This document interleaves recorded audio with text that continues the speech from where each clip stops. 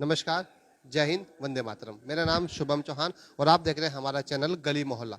फिलहाल खड़ा हूँ मंगलौर में और जैन धर्मशाला में। फिलहाल जो आप पीछे बैनर देख रहे हैं, सर्व सावधानी श्री गुरु तेग बहादुर जी के 400वें पावन प्रकाशोत्सव कार्यक्रम में आपका हार्दिक अभिनंदन। राष्ट्रीय स्वयंसेवक संघ आयोजक करता है और यहाँ पर काफ़ी स्वयंसेवक पहुंचे हुए थे और पीछे गुरु तेग बहादुर जी का चित्र भी लगा हुआ है और कुछ पदाधिकारी लोग हमारे साथ हैं। तो इनसे जान लेते हैं आखिरकार ये कार्यक्रम था क्या और क्यों किया गया और इसका उद्देश्य क्या है और समाज में इसका लाभ क्या है। जान लेते हैं हमारे साथ कुछ संघ के पदाधिकारी, इनसे भाई साहब भी जान लेते हैं। भाई साहब, जो आज यहाँ पर एक कार्यक्रम किया गया, इसका उद्देश्य क्या है? इसका उद्देश्य ये है कि जो हमारे महापुरुष हुए हैं, उन्होंने समाज को जो प्रेरणा दी है अपने त्याग से, तपस्या से, बलिदान से, उसको समाज के बीच में लेके जाना। ऐसे ही हमारे गुरु परंपरा में 10 गुरु परंपरा है, उसमें 90 गुरु तेग बहादुर जी हुए हैं। उनका ये 400वां प्रकाशोत्सव ये हर वर्ष इसी तरह मनाया जाता है या सिर्फ 400वें प्रकाश उत्सव के कार्यक्रम में? ये 400वां प्रकाशोत्सव इस तरह से मनाया जा रहा है। इसलिए कि 400 आए तो कुछ खास है, इसीलिए। तो जहाँ पर यहाँ युवा बैठे हुए थे, बच्चे भी बैठे हुए थे, तो उनको क्या संदेश दिया गया इस मंच के माध्यम से? गुरु तेग बहादुर जी महाराज एक ऐसे महापुरुष, एक ऐसे व्यक्तित्व हुए हैं जिन्होंने अपने काम से अपना नाम प्राप्त किया है। उनका बचपन का नाम त्यागमल था, लेकिन एक घटना से उनका नाम जो है त्यागमल से तेग बहादुर हुआ है। वो अध्यात्म की एक पराकाष्ठा थी। हमारे संस्कृति में कहा गया है कि भाई आत्मा अमर है, शरीर नश्वर है। उसी को उन्होंने समाज के सामने रखने के लिए अपना धर्म परिवर्तित नहीं किया, लेकिन अपने शरीर को बलिदान दे दिया है। यानी कि जो यहाँ पर नौजवान युवा साथी बैठे हुए थे, उनको कहीं ना कहीं इनके पद चिन्हों पर चलने का और इनके जीवन का प्रकाश उन पर डाला गया। हाँ, तो उसमें इनके जीवन पर प्रकाश डाला गया है कि जो समाज है उसमें लोक कल्याण के लिए, समाज सुधार के लिए उन्होंने बहुत कार्य किया है और समाज में जो पाखंड फैला था उस पाखंड को समाज से दूर किया है।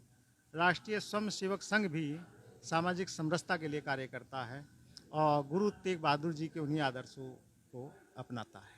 क्या आपको क्या लगता है इस तरह के कार्यक्रम करने से समाज में जागृति आएगी? ये कार्यक्रम पूरे देश में मनाए जा रहे हैं, पूरे उत्तराखंड में मनाए जा रहे हैं और हर नगर में, खंड में राष्ट्रीय स्वयंसेवक संघ द्वारा इस तरह के कार्यक्रम किए जा रहे हैं। तो जो अन्य संगठन है उनको भी करने चाहिए इस तरह के कार्यक्रम या फिर आरएसएस की जिम्मेदारी है अपने जो महापुरुष है उनको याद करना?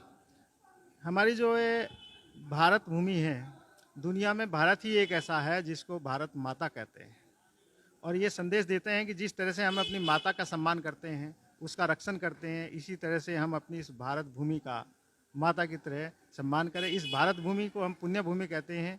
इसमें अवतार हुए हैं, देवता ने जन्म लिया, ऋषि मुनियों ने जन्म लिया, महापुरुष आए हैं, जो है बलिदानी आए हुए, संत महात्मा आए हैं। उन सब ने जो समाज को संदेश दिया है, मानवता का संदेश दिया है, लोक कल्याण का संदेश दिया है, वो समाज के बीच में जाना चाहिए। इसी तरह से गुरु तेग बहादुर जी ने जो समाज में संदेश दिया था कि ना किसी से डरना है, ना किसी को डराना है। इस कार्यक्रम का यही उद्देश्य था कि लोक कल्याण के लिए कार्य करना है।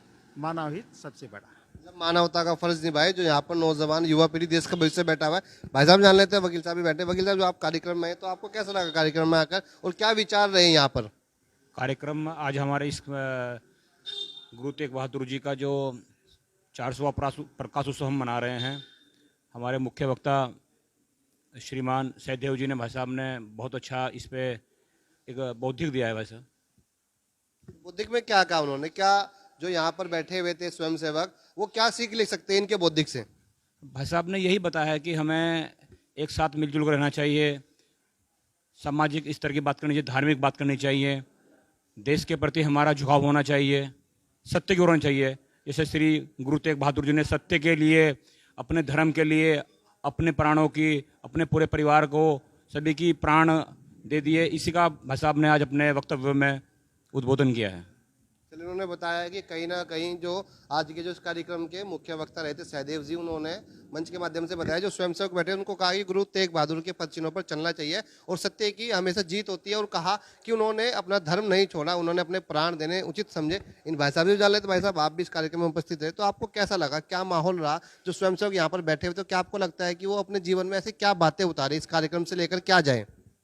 इस कार्यक्रम में जैसा भाई साहब ने बताया है, जब तक हम अपने देश के प्रति, अपने समाज के प्रति समर्पित नहीं होंगे तो हमारा जीवन ही व्यर्थ है। देश के प्रति और समाज के प्रति समर्पित कैसे होना होगा, उसकी क्या परिभाषा है आपके अनुसार? देखिए, जैसी भी स्थिति परिस्थिति है, जब हम देखते हैं कि हमारा देश, हमारा समाज खतरे में है, तो हमें अपने समाज के प्रति जैसे भी, जिस स्थिति में भी अपने समाज के लिए कर सकते हैं। जैसे अपने गुरु तेग बहादुर जी ने अपने समाज के प्रति अपने जीवन की परवाह नहीं करी, अपने परिवार की परवाह नहीं की, लेकिन और अपने धर्म को बचाया। उसी स्थिति में हमें भी अपने धर्म के प्रति, अपने समाज के प्रति, अपने देश के प्रति इस बात पे रहना चाहिए कि हमारे चाहे प्राण चले जाएं, लेकिन मेरा समाज सुरक्षित रहना चाहिए, अपना देश सुरक्षित रहना चाहिए। यदि मेरा समाज सुरक्षित है, मेरा देश सुरक्षित है, तो मेरा सर्वस्व सुरक्षित है। आज हम घटनाएं देखते हैं, दूर दूर घटनाएं देखते हैं। यदि तालिबानी स्थिति हम देखते हैं, अगर वहां पे एक सोच होती अपने समाज को सुरक्षित रखने की, तो ये स्थिति ना होती। आज हम बार बार देखते हैं कि हमारे देश में बहुत सारी विघटन शक्तियां काम करती हैं, लेकिन अगर हमारा समाज सुरक्षित हो जाए, हमारा देश सुरक्षित हो जाए, तो कहीं भी किसी प्रकार की घटनाएं नहीं हो सकती। तो ये कह सकते हैं कि कहीं ना कहीं सभी को एक साथ रहना चाहिए, संदेश यहाँ से दिया गया। जी हाँ, मुख्य बात यह है कि हम सबको, राष्ट्रीय स्वयंसेवक संघ का जो उद्देश्य है वो हमें सबको एक सूत्र में बांधने का है। पूरी भारत माता की जय है, पूरी भारत माता एक रहे। चलो, उन्होंने बताया कि मंच के माध्यम से जो गुरु तेग बहादुर जी के 400वें प्रकाशोत्सव कार्यक्रम में जो रखा गया है, यहाँ पर स्वयंसेवक आए थे, उनको संदेश दिया गया कि आपको गुरु तेग बहादुर के पद चिन्हों पर चलना चाहिए, और जैसे इन्होंने बलिदान दिया ऐसे ही आपको बलिदानी बनना चाहिए।